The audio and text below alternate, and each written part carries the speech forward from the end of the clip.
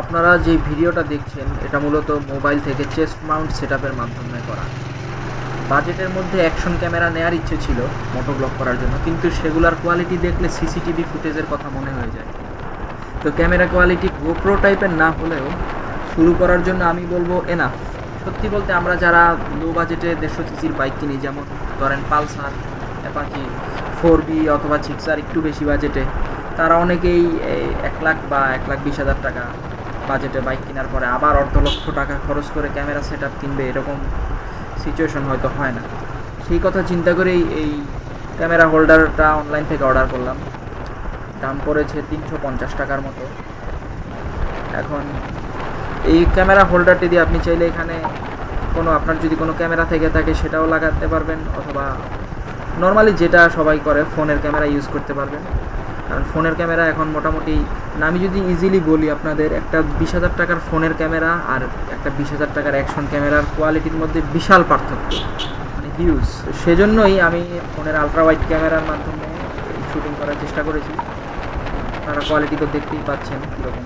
যদিও এটা ultra wide camera, main camera হলে আরও ভালো হতো, কিন্তু সেখানে ভিউইং অ্যাঙ্গেলটা কমে গেলে হয় কি, আপনার ক্যামেরার ভিউটা ন্যারো, চিকন হয়ে যায়, যার কারণে আপনি প্রপারলি আশপাশের বাইক হয়তো দেখা যাবে, কিন্তু আশপাশের নেচার, স্কাই ভিউ এটা হয়তো খুব ভালো মতো আসবে না।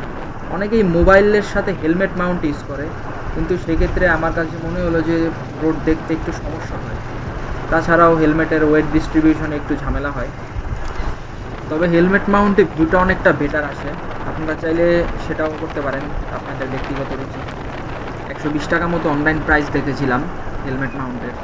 তো আসল কথা হচ্ছে, আপনার যদি ইচ্ছে থাকে তাহলে সেটআপটা কোনো ব্যাপার না, হোক হেলমেট মাউন্ট বা চেস্ট মাউন্ট বা অ্যাকশন ক্যামেরা।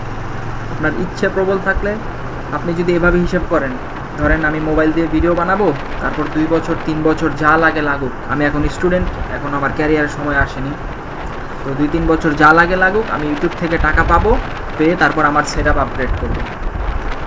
সবই সম্ভব, শুধুমাত্র দরকার নিজের লক্ষ্য স্থির রাখা। আমার চ্যানেল একদমই নতুন, জানি না এই ভিডিও 1 বছর 2 বছর বা কবে আপনাদের সামনে যাবে, অডিয়েন্সের ফিডব্যাক পাবো।